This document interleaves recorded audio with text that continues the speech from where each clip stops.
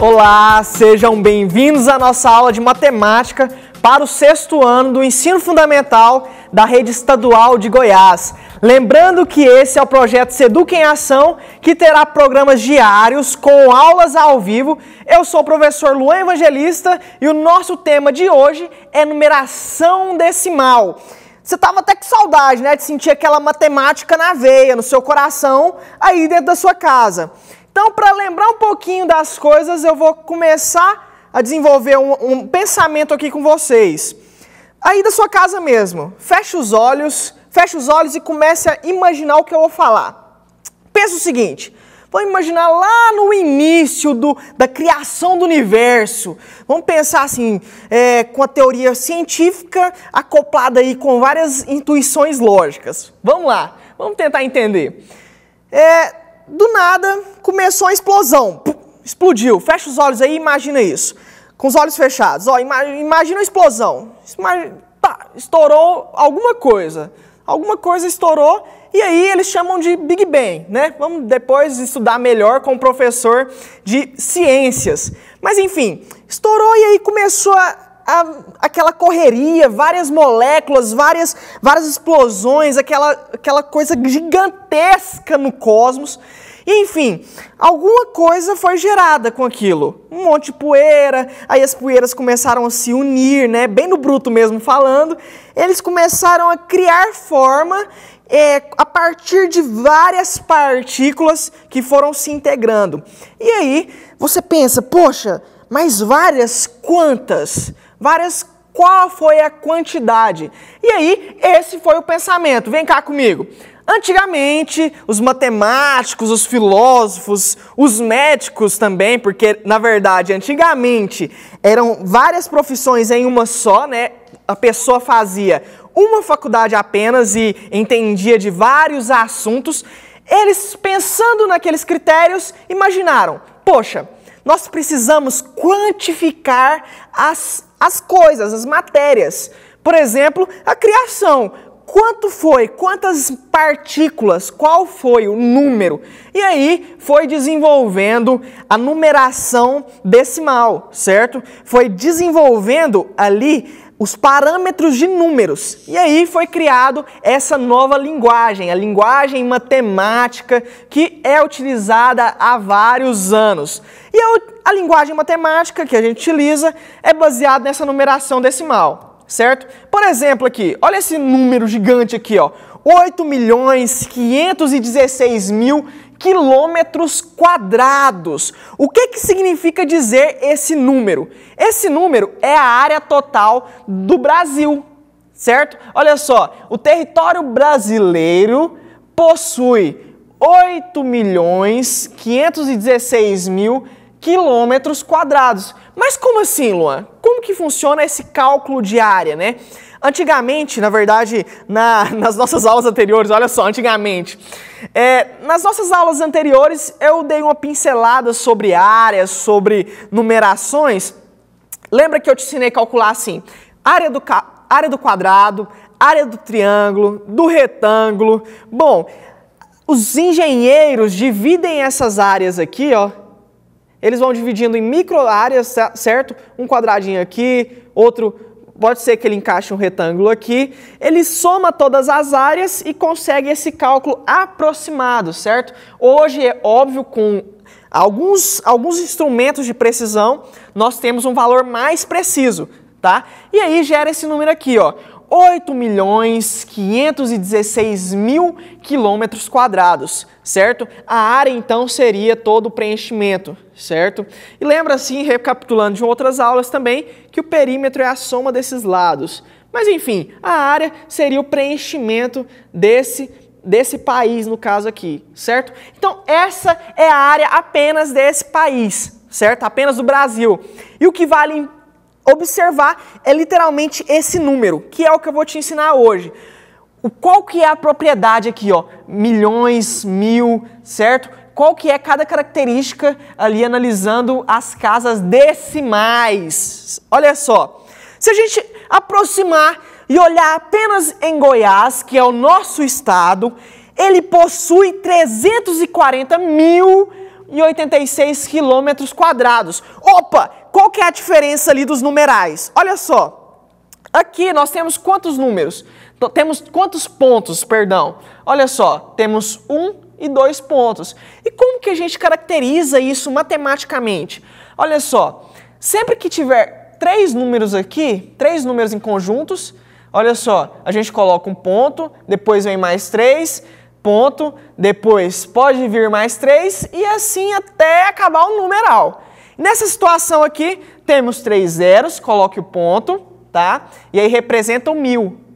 Certo? 516, ponto. E aí tem o 8. Olha só, vai ficar mais interessante para cá.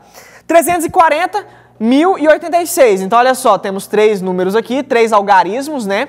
Coloque o ponto e aí temos mais 3, certo? Sempre vai ser assim, isso é padronizado, é uma característica de leitura de números, tá?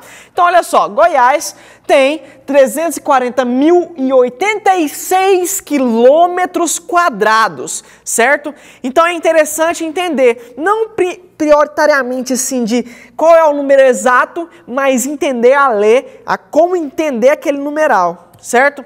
Olha só, e a população é também calculada por essa estimativa, inclusive tem um cálculo interessante sobre isso, certo? Olha só, então, brutalmente falando, olha só, temos uma vírgula que separa, é o que a gente chama de vírgula decimal. Quando eu falo de dinheiro, é os centavos, tá?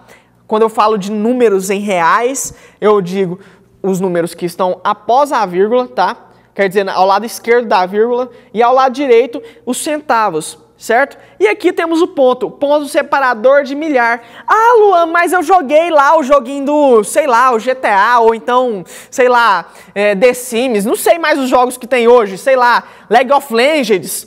E aí lá tinha um mercado, e aí o mercado lá, no supermercado do joguinho, tava dizendo que o ponto era a separação de centavos. Como assim, Luan? É porque a numeração lá dos Estados Unidos, eles mudam, eles invertem um pouquinho a vírgula e o ponto. Depende de cada característica de regiões, tá? Mas aqui no Brasil, nós adotamos a vírgula aí como a separação de vírgula decimal, tá?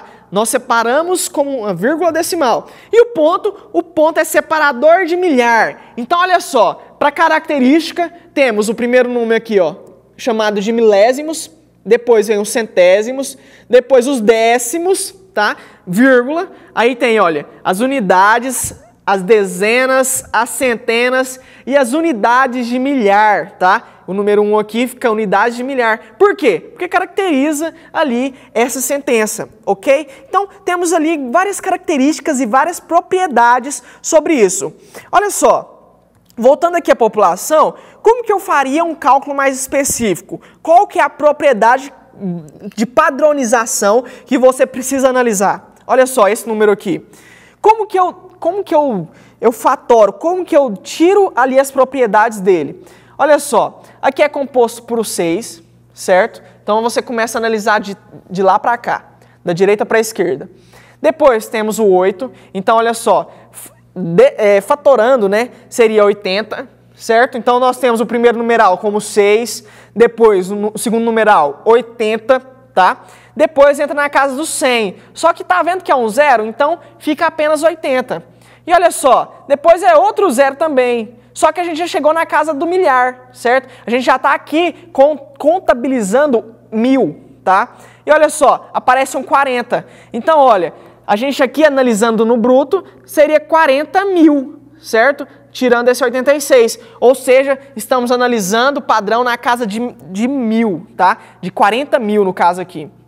E aí vem mais um número, que é o 3. Então, ali vai até 340.000, certo? Tem até gente que fica com dificuldade, né? Luan, o que significa meio milhão? Meio milhão? O que seria? Olha só, esse número aqui representa milhões. Olha só, esse 8 é na casa do milhão. Então, o que seria meio milhão? Pensa assim, 1 milhão, para chegar em 1 milhão, você precisa de 5, de 500 mil, 500 mil mais 500 mil. Ou seja, meio milhão seria só o 500 mil, certo? Essa característica às vezes pega ali no senso comum, mas basicamente é isso. Você precisa entender a metade dos algarismos, tá? Então olha só, caracterizando aqui, ó, 516 mil, se eu ignoro os 16, a cunho de simplesmente estatística, tá? 500 mil. Com mais 500 mil, eu tenho 1 milhão, certo? Então, é basicamente isso, você analisando essas características, ok? Olha só, então, lembrando aqui do universo, qual seria a distância entre os planetas? Esse aqui é uma representação do nosso sistema solar, e o sistema solar possui uma distância exata entre o Sol, entre esse planeta e o Sol, entre esse e esse, e uma característica inata e incrível é que o planeta Terra é o único que possui vida comprovada, né? Uma vida, assim, que possui a comprovação científica, certo? Existem lá especulações, mas enfim, existem inclusive estudos sobre Marte, tá? Inclusive o Yuri aí, né, professor de ciências, ele pode explicar melhor para vocês depois. Mas o que importa aqui na matemática é que possui uma distância exata para que possa possuir vida. Tá? Para que a vida possa existir ali naquele lugarzinho. Aqui está muito perto do Sol, aqui o povo queima. Aqui não tá legal. E aqui na Terra vive, né, na verdade. Só que depois desses planetas na Terra, tá? Depois da Terra existe Marte, Júpiter, Saturno, Urano, ali tá. E aí Saturno. Por que não tem em Saturno? Qual que é a dificuldade em Saturno? Porque ali vai estar muito frio. A distância entre o Sol e Saturno é muito grande para chegar ali. Inclusive, há outros cálculos de numerais, por exemplo, distância entre o Sol e a Terra. A distância entre o Sol e a Terra é calculada em anos-luz. Como assim, Luan? Qual que é a lógica de anos-luz, né, se eu fosse calcular? É quanto a luz demora a percorrer. Então é outra unidade, certo? Por exemplo, uma curiosidade para vocês. A luz do Sol demora 8 minutos para sair do Sol e chegar aqui na Terra. Sabia disso? Ou seja, a luz que você olha assim para o céu e vê do Sol é uma luz que saiu de lá 8 minutos atrás. Então você está vendo o passado do Sol. Meu Deus, que viagem, né, Luan? Mas é isso mesmo. Mas essa aula foi mais para você entender a importância da distância e da numeração mesmo, do brutão ali, ó. Como que caracteriza, qual que são as unidades. Tranquilo? Sem estresse? Qualquer dúvida é só gritar. Vocês sabem aí meu Instagram, que já foi postado aí outras vezes. Então não saiam daí, porque após o intervalo teremos a aula de língua portuguesa com a professora Laís, a grande professora, tá? Para você que é estudante do 6º ano, até a próxima. E é isso aí, hein? Te espero lá.